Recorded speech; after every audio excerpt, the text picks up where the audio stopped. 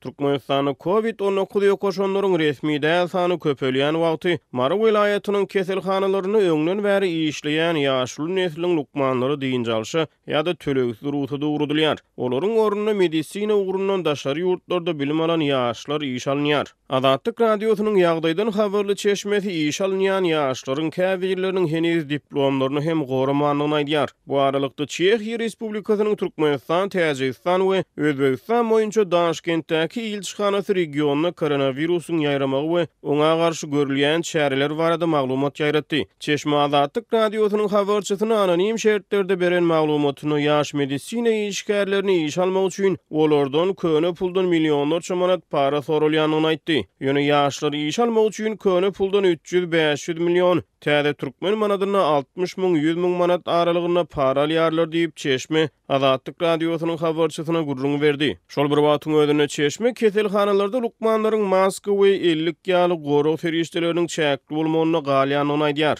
Lukmanlarda gorok enjamlarynyň diňe maska, 50 we kaska bar diýip Çeşme aýtdy. Onuň maglumatlaryna görä Mara vilayatyna koronavirus alamatly näsaglar ilki vilayat hastahanasyna ýa-da vilayatda täze işe girdilen tüýl kömek merkezine kabul edilýärler. Näsaglar ol ýerde ilki başda rentgenden geçirilýärler we egerde olardan öýkün bilen bagly kesel anyklansa diňe şondan soň karantin merkezlerine äkidilýärler diýip Çeşme aýtdy. Mundan ozal 10 awgustda Azatlyk radiosynyň Türkmenistanyň Saglygy saklaýyş we derman senagat ministrligine anonim çeşmesi Mara vilayatyna koronavirus keseli bilen bagly ýagdaýlaryň agyrlaşýanlygyny habar berdi. 11 awgustda vilayet häkimligine etrap häkimleriniň vilayet saglygy saklaýyş bölüminiň vilayet bilim bölüminiň hemde döwlet edara kärhanalarynyň ähli ýol başlarynyň gatnaşmagyna adatdan daşary ýygnak geçirildi. Ýygnakda vilayatyň çägine virusyň ýaýramagyny haýallatmak maksady bilen köpçülik çärelere çäklendirildi. Hemde vilayatyň kanun goraýjy edaralaryna şäherlerde we owalarda geçirilýän toý we ýaz çärelerini gödäwçilikde saklamak tapşyryldy. Bu aralykda Çehiýa Respublikasynyň Türkmenistan, Täjikistan we Özbegistan boýunça Daşkentdäki ilçhanasy bu ýurtlardaky soňky epidemiolog ýagdaýlar boýunça beýanat ýaratdy.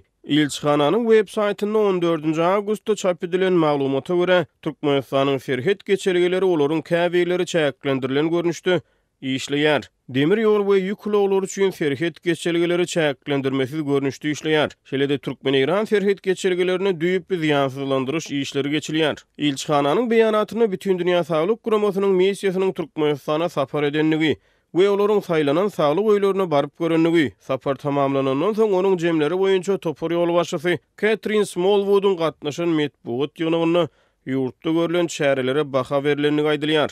Ýatlasak 6-16 ýyl aralygyna bütün dünýä saglyk guramasynyň bilermenler topary Türkmenistana sapar etdi we ýurtda tasdiklanan koronavirus wakalarynyň ýokdugyny, ýöne koronavirus barýaly hereket edilmelidigini aýtdy. Hemde ýurtda ýokarlanýan pneumoniýa wakalaryny bolsa çynlyky alada bildirýändigini aýtdy.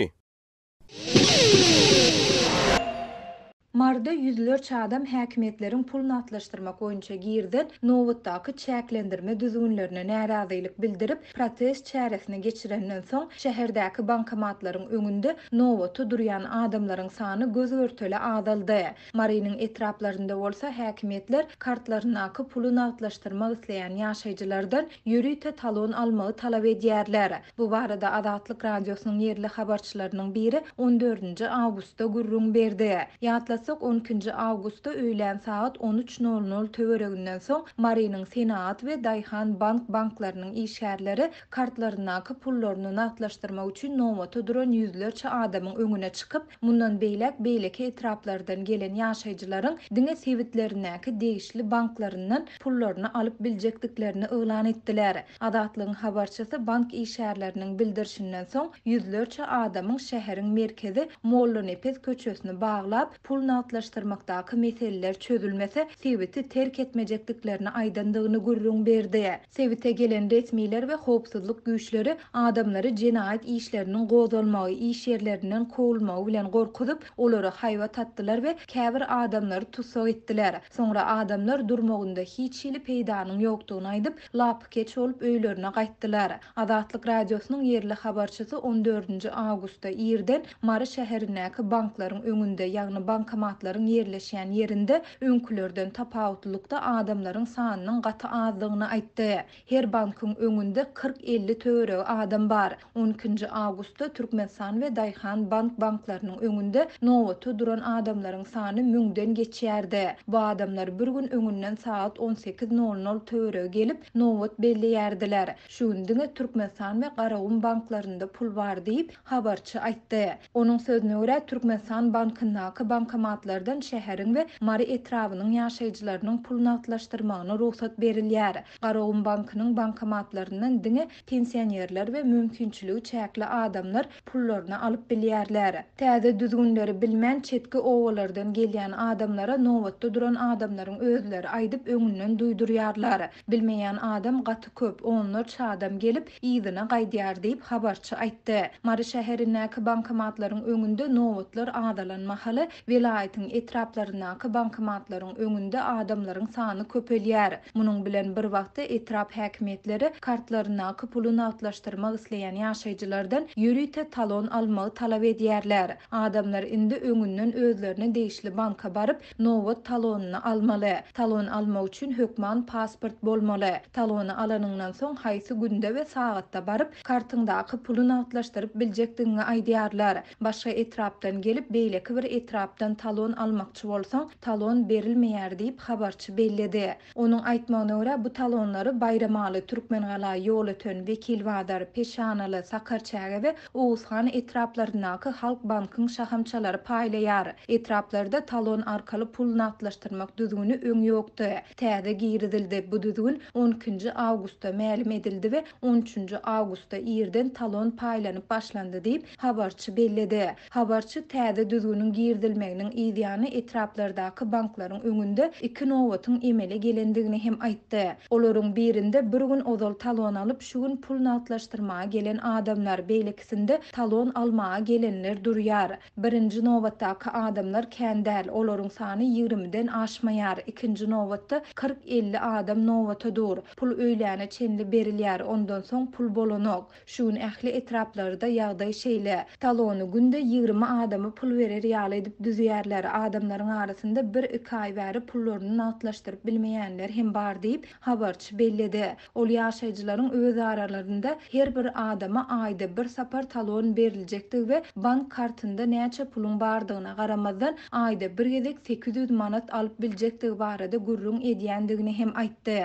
Adatlyk radiosu täze düzgünler hakda agdalan etraplaryň we Mary welaýatynyň häkimliklerinden şeýlede banklardan kommentari alyp bilmedi. Bellesek mundan ozal welaýatyň etrapdyr şäherlerinde bankomatlarda pullaryň ýokdugy sebäpli ol ýerleriň ýaşaýjylary pullaryny atlaşdyrmak umydy bilen onlarça kilometr ýol söküp Sewitin administrativ merkezlerine gelýärdiler. Welaýat merkezindäki bankomatlaryň öňünde nowata durýan adamlaryň sanynyň 1000-e ýetýändigi baradaky habarlaryň ýygyny Adatlyk radiosynyň ozalda habar berişi ýaly Mardaky banklaryň käbiri, şäher käbiri etrap ýaşaýjylar üçin hyzmat edip başlady. Adatlyň habarçylary bankomatlarda nagd ýetmezçiligi bilen bagly problemalaryň fonunda bank kartlary arkaly döwlet we hususy dukanlarda söwda etmek kynçylyklarynyň hem saklanyp galýandygyny aýdýarlar. Türkmenistanda 3 ýyldan gowrak wagt bäri ýiti ykdysady kynçylyklar dowam edýär. Türkmen häkimetleri ýurtda dowam edýän ykdysady kynçylyklar, bankomatlaryň öňündäki nowatlar we munyň bilen bagly ilatyň ýüze-ýüz bolýan kynçylyklar barada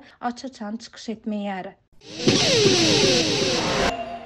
Türkmen häkimetleri daşary ýurtlarda okuyan Türkmenistanly studentlere we olaryň enatalaryna garşy täze çäklendirme düzgünini girizdiler. Mundan beýlek ýurdun banklary daşary ýurtlarda okuyan çağalaryna pul berjek enatalardan beýleki resmi namalary bilen bir hatarda değişli ýurtdaky Türkmen ilçihanasynyň resmi möhürni hem talap edýärler. Bu barada Adatlyk radiosynyň Aşgabatdaky habarçylarynyň biri habar berýär. Awgust aýyndan başlap ýurdun ähli banklary daşary ýurtlardaky çağalaryna studientining täze oku ýyly üçin oku we umumy ýaşaýyş jaý töleglerini iýermek isleýän enatalaryň töleglerini kabul etmekden ýüz öwürdiler diýip gizlinlik şertinde söhbetdeş bolan habarçy 14 awgustda gürrüň berdi. Onuň sözüne görä olaryň arasynda manady resmi kurs boýunça dollara çalyşyp valyutany daşary ýurt oku jaýlaryna iýerip berýän Senagat, Türkmenbaşy we Türkmen Türk banklary bar. Banklar munyň sebäplerini 4 awgustda kabul edilen buyruk bilen düşündirýärler we indi türkmen studientiniň öz okuyan ýokary oku jaýyndan alan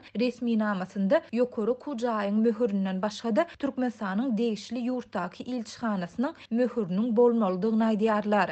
Şol bir wagtda olar agdalýan buyrugyň nusgasyny görkezmekden ýüz öwürýärler diýip enatalaryň ençemesi bilen söhbetdeş bolan habarçy aýtdy. Habarçy täze talabyň ideýany daşary ýurtlarda okuyan türkmensanly studentleriň türkmen ilçihanalaryndan resmi möhür almagy synanşýandygyny, ýöne munyň başa barmaýandygyny hem belleýär. Russiýanyň dürli şäherinde okuyan 10-dan gowrak türkmen studenti ilki Sankt-Peterburgdaky, Astrahandaky we Kazandaky türkmen konsulhanalaryna barypdyr. Türkmen konsulhanalary olary kabul etmändir. Soňra olar goşmaça maddi çykdyjy edip geçen hepde Moskwadaky türkmen ilçihanasyna gidipdir. Olar ilçihananyň daşynda ençeme tagatlap garaşýarlar, ýöne olary kabul etmeýärler. Ahirinde Garawul ilçihananyň karantindedigini we işlemeýändigini aýdypdyr diýip habarçy studentlere we enatalara talgylanyp aýtdy. Şeýle-de Moskwadaky türkmen ilçihanasynyň Russiýanyň dürli şäherlerinden telefon edýän türkmen studentleriniň jaňlaryna hem jogap bermeýändigini belledi.